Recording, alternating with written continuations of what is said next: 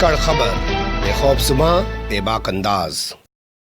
धाकड़ खबर के news room से मैं आपके साथ हूं अकरम रईस खान। उत्तर प्रदेश के कानपुर के मेडिकल कॉलेज की प्राचार्य यानी कि प्रिंसिपल आरती लाल चंदानी का वीडियो पूरी दुनिया में, भारत ही नहीं पूरी दुनिया में वायरल हो रहा है, लेकिन अभी तक सरकार ने उनके खिलाफ कोई एक्शन नहीं लिया है। कोई भी अधिकारी उनके खिलाफ बयान देने की हिम्मत नहीं जुटा पा रहा है। आपने उनका वो अंदाज देखा होगा कि वो स्वास्थ्य मंत्री पर, मुख्यमंत्री पर, तमाम अधिकारियों पर सवाल खड़े कर रही थी। इस पूरे मामले में क्या ताज़ा अपडेट है, मीडिया किस तरीके से इस खबर को पेश कर रहा है और किस तरीके की बेचैनी पूरे समाज में इस मामले को लेकर देखी जा रही है, और भोंपू मीडिया के दलाल चाटुकार दंगाई पत्रकारों की इस मामले में क्या भूमिका है, यही सब आपके सामने रखने जा रहा हूं चार पहलुओं में। आगे बढ़ने से पहले छोटी सी अपील है आपसे, अगर आप लोग यूट्यूब देख रहे हैं तो हमारे चैनल को सब्सक्राइब कर सकते हैं, फेसबुक या ट्विटर देख रहे हैं तो हमें फॉलो कर सकते हैं। चलते हैं पहले हिस्से की तरफ। खबर के पहले हिस्से में बात कर लेते हैं कि साहब जब इतना हंगामा बरपा है तो अभी तक एक्शन क्यों नहीं लिया गया इनके खिलाफ। तो सबसे पहले आपको बता दें, जब इनका वीडियो वायरल हुआ था, कल भी मैंने आपके सामने रखा था, सीपीआई की वो लीडर हैं, सांसद रह चुकी हैं सुभाषिनी अली कानपुर से, उन्होंने बाकायदा इस पूरे मामले में कमिश्नर से बात की थी। अगर आपके जहन से उतर गया हो तो मैं फिर रख देता हूं कि कैसे बता रही हैं कि मैंने इस पूरे मामले में कमिश्नर से, हिंदी में बात करें तो मंडल आयुक्त से बात की है। कानपुर के जो आयुक्त हैं कानपुर जोन के, उनको भी ये वीडियो भेज करके उनसे भी इस तरह की मांग की है। सांसद के बाद बात कर लेते हैं विधायक की। हाजी इरफान सोलंकी समाजवादी पार्टी के विधायक हैं, उन्होंने बाकायदा डीएम से मुलाकात की। आप तस्वीरों में देख सकते हैं वो डीएम को ज्ञापन दे रहे हैं राज्यपाल के नाम का, और बाद में उन्होंने अपनी बाइट भी दी। वो किस तरीके से अपनी बात को रख रहे हैं सुन लीजिए। डॉक्टर को भगवान का दूसरा रूप कहा जाता है दुनिया में। हम मरीज जब डॉक्टर के पास जाते हैं तो ये नहीं पूछते हैं कि डॉक्टर साहब आपकी जात क्या है, और मरीज से वो नहीं पूछते कि आपकी जात क्या है, वो इलाज करने में और हम इलाज कराने में लगे रहते हैं। पर ऐसे लोग आपने देखा, उन्होंने कहा कि इंजेक्शन लगा के उनको जंगल में मरने के लिए छोड़ दिया जाए। मेरी बात जो है केंद्रीय स्वास्थ्य मंत्री हर्षवर्धन जी से है, योगी जी से है, मतलब हर आदमी को तो इतने हल्के में ले रहे थे जैसे वो सब इनके पॉकेट में हैं।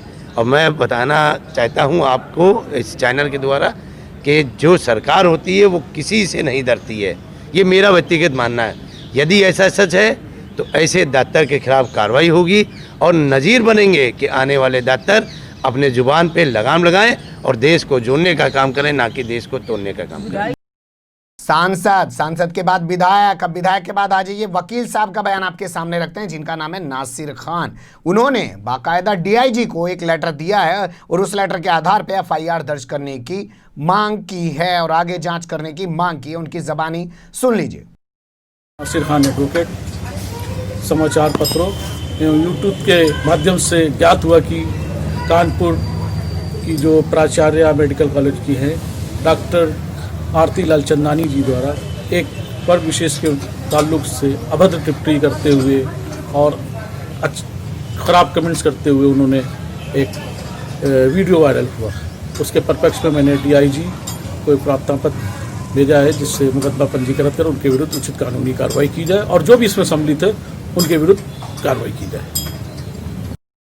लेकिन बावजूद इसके उनके खिलाफ कोई एक्शन नहीं लिया गया है। हमारे जो पत्रकार साथी वहाँ हैं, हमने उनसे बात की और पूछना चाहा कि वहाँ का जो डीएम है वो क्या कह रहा है, वहाँ का जो कमिश्नर है वो क्या कह रहा है, क्या इनके खिलाफ कोई बयान दे रहा है, ये कह रहा है कि जांच कर रहे हैं नहीं कर रहे हैं। तो बताया ये गया कि सब अधिकारी बयान देने से बच रहे हैं। ये है जलवा प्रोफेसर डॉक्टर आरती लाल चंदानी का।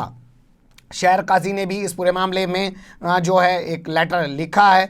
हिंदुस्तान अखबार सिर्फ ऐसा मिला, हमें दो अखबारों में खबर छपी है, हिंदुस्तान में और दैनिक जागरण में। हिंदुस्तान अखबार ऐसा मिला जिसमें लिखा है कि सरकार ने साहब 2 दिन के अंदर कानपुर के डीएम से इस मामले में आख्या मांग ली है। आख्या मांगने के बाद वो कार्रवाई करेगा। इसके अलावा कहीं कोई खबर भी नहीं है, कोई अधिकारी बयान नहीं दे रहा है। तो बड़ा सवाल ये कि एक्शन क्यों नहीं लिया जा रहा है जबकि वीडियो सब जगह वायरल हो चुका है।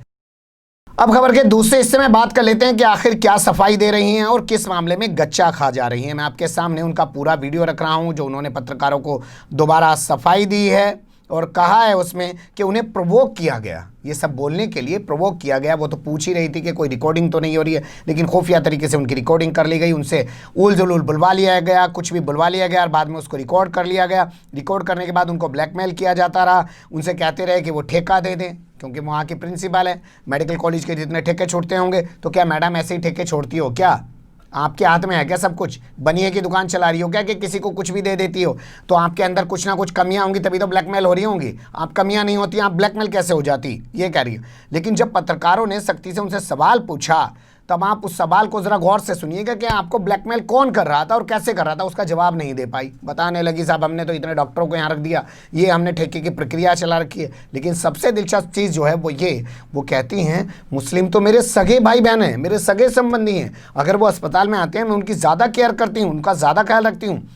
मेरे बहुत सारे मिलने वाले मुस्लिम हैं, मुझे बहुत सारे लोगों का फ़ोन आया, वो सब मेरे साथ खड़े हुए हैं। मेरे साथ ये झूठा मामला हुआ और ये उस समय की बातें हैं सब, जबकि कोरोना का मामला बहुत तेज़ी से बढ़ रहा था और कोई भी कुछ नहीं जानता था। इसलिए ऊहापोह की स्थिति, ये सब चीज़ें हो गई। अब आप उनकी ज़बानी सुनिए, फिर आगे बात करते हैं। ये बहुत दुख की बात है कि कुछ लोगों ने इस तरह के से साजिश की है, ब्लैकमेल, एक्सटॉर्शन की कोशिश है, अशांति फैलाने की कोशिश है, गलत चीज़ और पुरानी चीज़ जो 70 दिन पुरानी थी, जिसके बारे में हम लोगों ने आपस में सेटल कर दिया। 80 मरीज एकदम से आए, पुलिस फोर्स लेके आई और वहाँ पे रहे। तो हम लोगों को 2 दिन तो जैसे वो बहुत डरे थे, हम बहुत डरे थे। ड्यूटी हम करते नहीं, हमारे स्टाफ करता है, हमारे डॉक्टर, जूनियर डॉक्टर वगैरह सब कर रहे थे। लेकिन उनके 80 के सामने हमारे 5, 6, 8 लोग एक बार में ड्यूटी पे थे और वो लगातार, वो लोग भी परेशान थे, टेंशन में थे कि इतने लोगों को कैसे मैनेज करेंगे। इतने अगर 80 मरीज इकट्ठे आ जाए, वो भी नॉर्मल होते हैं, कोरोना के वजह से आए थे, कोरोना सस्पेक्ट। तो वो दोनों तरफ से वो लोग घबराए थे कि हमें पता नहीं यहाँ पर जेल में ले आए, कब छोड़ेंगे, खाना पीना सब रहना आराम से देंगे कि नहीं, कब हमें छोड़ेंगे और कब तक हमें ये इलाज क्या चीज़ का करेंगे, क्योंकि उनको कोई बीमारी नहीं थी और वो उनको कोरोना नहीं समझ में आया, कई लोग को नहीं समझ में आया। तो हम लोगों ने फिर बहुत ज़्यादा, हम लोग भी टेंशन में रहे, बहुत परेशान रहे और थोड़ा मिसबिहेवियर उनके तरफ से हुआ। तो वो क्योंकि बहुत ज़्यादा नंबर्स में थे और उनकी कोई स्कैनिंग नहीं, सामान वान अंदर लेके गए, ऊपर तक गए, 3 मंजिल की बिल्डिंग में अकेले, जहाँ पे ग्रिल डोर्स बंद हो गया, डॉक्टर सब हेल्थ केयर वर्कर अंदर थे। तो दोनों तरफ से इतनी ज़्यादा एंग्जाइटी और इतना ज़्यादा टेंशन था शुरू में कोरोना का, तो किसको भी नहीं मालूम था ये क्या मोड़ लेगा क्या। तो उस टाइम हमारे कुछ बयान को दबाव में डाल के स्टिंग करके, कोई मेरा इंटरव्यू नहीं है, कोई बयान नहीं है और ये कोई रिकॉर्डिंग हमारे संज्ञान में नहीं है। ये एक तरह का स्टिंग सुपर इम्पोज करके, मॉफ करके, प्रोवोक करके, बीच में बोल के, और इन लोगों ने माहौल बिगाड़ने की कोशिश की है। इन लोगों को तो सख्त सजा मिलनी चाहिए क्योंकि ये इन्होंने बहुत गलत किया है। मैं तो हमारे किसी कम्युनिटी का नाम नहीं लिया, इस कम्युनिटी से तो मेरा खास प्यार है।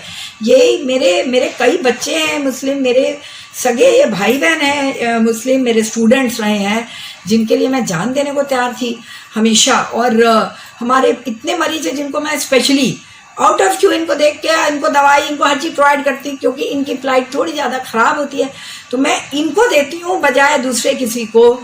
ये मेरे सगे संबंधी की तरह से हैं और मैंने कभी नहीं, मैं तो डॉक्टर हूँ, कभी मैंने ये सोचा ही नहीं, न मेरे दिमाग में आया न कुछ।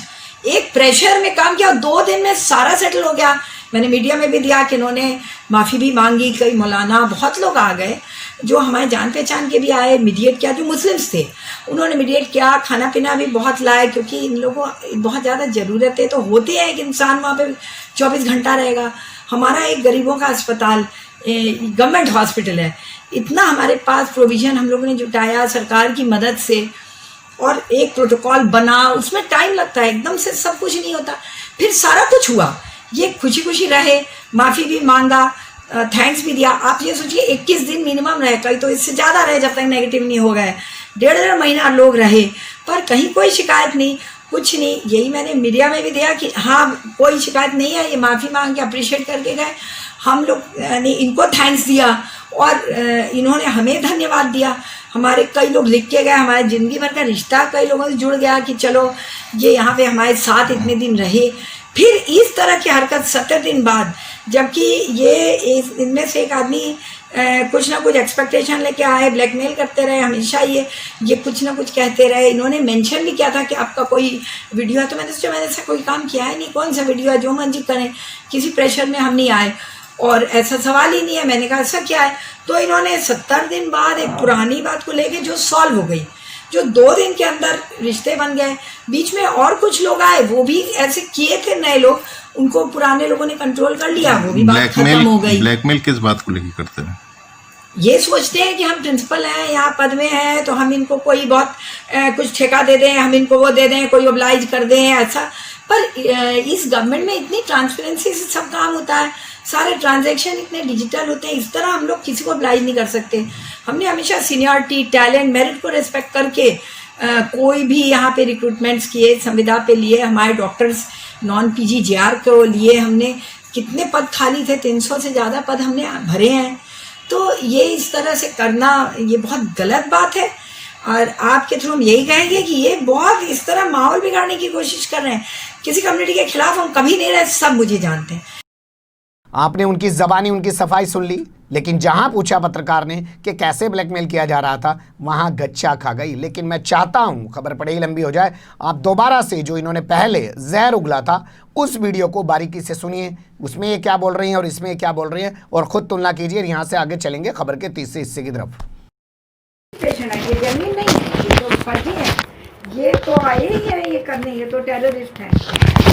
कह नहीं पाए, कहना नहीं चाहिए, पर ये टेररिस्ट हैं और इनको हम VIP ट्रीटमेंट दे रहे हैं, और खाना पीना ये अपनी लगा रहे हैं, अपना रिसोर्सेज इन पे एग्जॉस्ट कर रहे हैं, अपने डॉक्टरों को बीमार कर रहे हैं, इनके लिए अपना खाना खत्म करा रहे हैं, होटल का बिल पे कर रहे हैं। हम लोग रोज लाख 1.25 लाख रुपया होटल बिल पे कर रहे हैं। इन लोगों से कितनी डॉक्टर क्वारंटीन जा रहे हैं, तो इनकी वजह से तभी तो कह रहे हैं तो ये नहीं है।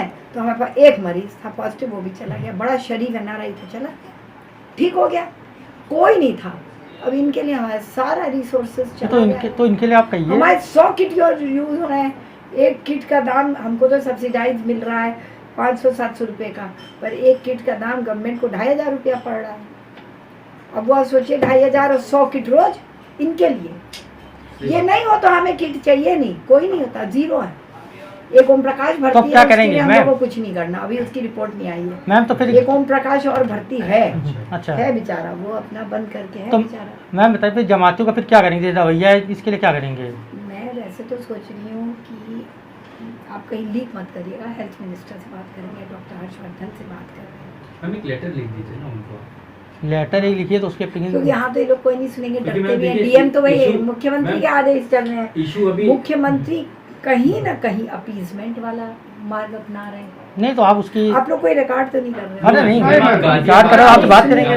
वो अपीजमेंट है, इनको भर्ती करना है, इंजेक्शन लगवा दीजिए एक-एक करके धीरे-धीरे। यही तो जिनको जेल में डालना चाहिए, आप यहाँ लाके इलाज कर रहे हो, दूसरों को इन्फेक्ट कर रहे हो, खाना पीना खिला रहे हो, दवाइयाँ बर्बाद करो, मैनपावर बर्बाद करो, किट बर्बाद करो, दवाई से ज्यादा हमारा किट बर्बाद हो रहा है। इन पे जितनी बार हमारे 22 मरीज के लिए घंटे किट उतार के लोग दौड़े हैं। अब 1 घंटे में एक किट भरा है, हजारों रुपए का नुकसान है। ये हमें कहना चाहिए था ये जी TV पे कि एक घंटे किट पहन के लोग उतार दिए, भाग गए। किट 2500 का किट। अब आप सोचिए, जिनको आपको 1.5 घंटे जेल में डाल के एकदम क्या बोलते हैं आइसोलेशन, वहाँ सॉलिटरी कन्फाइनमेंट में रखना चाहिए, आप आइसोलेशन वार्ड में रख रहे हो। आइसोलेशन में भी अलग रखा जाता है, पर खातिरदारी के साथ। नहीं, जमातियों का मुकदमे का दर्ज हुए ना, होता है जहाँ पे जमातियों का मुकदमे बहुत दर्ज हुए ना, NS क्या चीज जो बदतमीजी करना डॉक्टर से, तो वैसे यहाँ भी होना चाहिए। क्यों ये कर रहे हैं? अच्छा, क्या इतना इनको समझ नहीं आता? योगी जी को आदेश देना चाहिए कि ये जमाती के लिए कोई भी हमारे मैन पावर रिसोर्सेज स्टेट का, गवर्नमेंट का नहीं यूज होगा। बस हम बता दें, इनको 2 मिनट में दौड़ा दें। हमने 22 को जिस तरह से पूरी रात जग के हल्ला किया, तो सुबह जाके एम्बुलेंस मिला, तब वो कह रहे नहीं 60 एम्बुलेंस इनके लिए लगे हैं खातिरदारी के। उस दिन रात को भी 80 मरीज लाए खातिरदारी के लिए। हमने कहा लगा, बहुत CMO से मैंने लड़ा, मैंने कहा 80 आपने क्या समझा रहे हैं DM को तो वही करेंगे जो CMO समझाएंगे। CMO 80 लोगों का खातिरदारी में एम्बुलेंस दौड़ा रहे हैं। मैंने कहा खातिरदारी छोड़िए, आप ये 22 लोगों को लेके जंगल में डाल दीजिए, बंद कर दीजिए जंगल में, काली कोठरी में बंद करिए, यहाँ ला रहे हैं। तो बहुत बोले आप कैसे कह सकती हैं, ये कोई सुन लेगा, कोई ये वो। मुझे बहुत ज़्यादा दबाया गया, और अभी भी हम खुल के थोड़ी ना बोल सकते मैम आप वही चीज डिमांड करिए कि इनको अलग से आइसोलेट आप लोग करवाया कर जाए। सकते हैं, आप मीडिया में नहीं मैडम एक काम करिए ना, किसी से कहलवा सकते हैं कि ये तो अपीजमेंट कर रहे हैं आप मरीजों का, मैडम, और एट द कॉस्ट ऑफ बाकी लोग, at the cost of health worker, at the cost of state money, at the cost of public को आप 100 करोड़ पब्लिक सेक्रीफाइस कर रहे हैं, ये 1 करोड़ लोग के लिए, 20 करोड़ लोग के लिए, जिनका इंटेंशन कुछ और ही है, 100 करोड़ या 30 करोड़ ये, और जिनका इंटेंशन ही कुछ और है उनका जो फैलाने लगे। मैडम एक काम करिए, उनका आप सुनिए मैडम, झोंक दो पूरा। मैडम जी अभी गवर्नमेंट नेगेटिव में चली जाएगी जीडीपी में, तो क्या कहते हैं कि आर्थिक इमरजेंसी आएगी, इनकी वजह से आर्थिक इमरजेंसी आ जाएगी। खबर के अब तीसरे हिस्से में इस डॉक्टर के चेहरे से कुछ पर्दा उठाते हैं, नकाब हटाते हैं। ये वही महिला डॉक्टर है, बताया जा रहा है, जो कह रही थी कानपुर के अंदर कि वहाँ पे तो तबलीगी जमात से जुड़े हुए लोग हैं, वो थूक रहे हैं डॉक्टरों के ऊपर, डॉक्टरों के साथ मारपीट कर रहे हैं, वहाँ पे गंद फैला रहे हैं, खाने के लिए बिरयानी, चिकन, मटन मांग रहे हैं और तमाम तरीके की चीज़ें कर रहे हैं। जिसके बाद पूरा एक हंगामा बरपा हुआ। भोंपू मीडिया के दलाल चाटुकार दंगाई पत्रकारों ने बाकायदा उस पर डिबेट किए। योगी सरकार ने आदेश जारी कर दिया और कहा कि इन पर एनएसए लगा दिया जाए, उन पर एनएसए लगा दिया जाए, लेकिन उसका ये आज तक कोई सबूत पेश नहीं कर पाई है। दम था तो सबूत पेश करती ना कि जमात के लोग ऐसा कर रहे थे, लेकिन आज तक नहीं पेश कर पाई हैं। और उसका आलम यह हुआ कि उसके बाद पूरे प्रदेश से ऐसी तस्वीरें आने लगी, गाजियाबाद से, बिजनौर से, सहारनपुर से, मुरादाबाद से, जगह जगह से, कि जमाती जो हैं वो इस तरीके की बदतमीजियाँ कर रहे हैं, खुले में शौच कर रहे हैं। तो वो तमाम चीज़ें चली और सब लोगों पर एनएसए लगाने की बात की गई। आज तक कोई प्रमाण किसी का नहीं आया। अब इनकी बातों पे क्या यकीन किया जा सकता है, क्योंकि पहला वीडियो सामने आ चुका है, दूसरे वीडियो में सफाई दे रही हैं। तो क्यों ना इनके खिलाफ सख्त एक्शन लिया जाए, और वो कब लिया जाएगा उसका इंतजार रहेगा। अब खबर के चौथे हिस्से की तरफ चलते हैं। खबर के चौथे हिस्से में बात कर लेते हैं भोंपू मीडिया के दलाल चाटुकार और दंगाई पत्रकारों की। जिस वक्त स्टिंग हो रहा है उस वक्त भोंपू मीडिया का कोई पत्रकार वहां मौजूद है, उसके शब्दों को थोड़ा ध्यान से सुनिए। वो कह रहा है इंजेक्शन लगा दीजिए, एक को मार डालिए, उसकी जबानी सुन लीजिए। कहीं ना कहीं अपीजमेंट वाला मार्ग अपना रहे हैं। नहीं तो आप उसकी, आप लोग कोई रिकॉर्ड तो नहीं कर रहे? अरे नहीं रिकॉर्ड करो, आप बात करेंगे। तो वो अपीजमेंट है, इनको भर्ती करना अपीजमेंट है। इंजेक्शन लगवा दीजिए, इंजेक्शन लगवा दीजिए, इंजेक्शन लगवा दीजिए, एक एक करके धीरे धीरे, एक एक करके धीरे धीरे। सुना आपने, ये भोंपू मीडिया के दलाल चाटुकार दंगाई पत्रकार है। इसलिए मैंने फिर आपसे कहूँगा, 2 अखबारों में खबर छपी है, दैनिक जागरण और हिंदुस्तान। इसके अलावा ये खबर मैन स्ट्रीम मीडिया के जो दिल्ली से छपने वाले अखबार हैं वहाँ से गायब है। और भोंपू मीडिया तो इन खबरों को दिखाएगा ही नहीं, उससे तो कोई मतलब ही नहीं बनता है। लेकिन बड़ा सवाल ये कि आखिर इन पत्रकारों पर, इस डॉक्टर पर कब कार्रवाई होगी, या ऐसे जितने डॉक्टर थे जिन्होंने ऐसी अफवाहें फैलाई, जिन जिन पर एनएसए लगाया गया, क्या इनके खिलाफ कोई कार्रवाई की जाएगी या नहीं की जाएगी, या सत्ता में बैठी भारतीय जनता पार्टी या उत्तर प्रदेश के सीएम आदित्यनाथ योगी की मतलब की तो बात कर ही रही है, नफरत फैला रही है, समाज को बांट रही है। अब आप सोचिएगा कि जो लोग कहते थे कि हम क्वारंटाइन सेंटर नहीं जाएंगे मुस्लिम समाज के लोग, क्योंकि वहां ले जाके मार दिया जाता है, ये भोंपू मीडिया का पत्रकार कह रहा है कि इंजेक्शन लगा दीजिए, वो डॉक्टर भी कह रही है, मुस्कुरा रही है, उसकी बात पे हंस रही है, यानी कि वो उससे ऐतराज़ नहीं कर रही है। तो क्या उन आरोपों में दम नहीं था? क्या वो सिर्फ अफवाहें थी, या उनके पीछे बहुत कुछ घट रहा था? बने रहेगा इस खबर के साथ, क्योंकि हम लोग भी इस खबर पे नज़र बनाए रखेंगे और रोज़ाना आपके सामने रखने की कोशिश करेंगे। फिलहाल कमेंट्स के रूप में आप लोग अपनी राय दे सकते हैं, खबर को लाइक कर सकते हैं, चैनल को सब्सक्राइब कर सकते हैं और ज़्यादा से ज़्यादा हमारी खबरों को शेयर कर सकते हैं। फिर ऐसे ही किसी सुलगते हुए या उलझते मुद्दे लेकर मैं आपके सामने हूँगा हाजिर। फिलहाल अभी मुझे दें इजाज़त।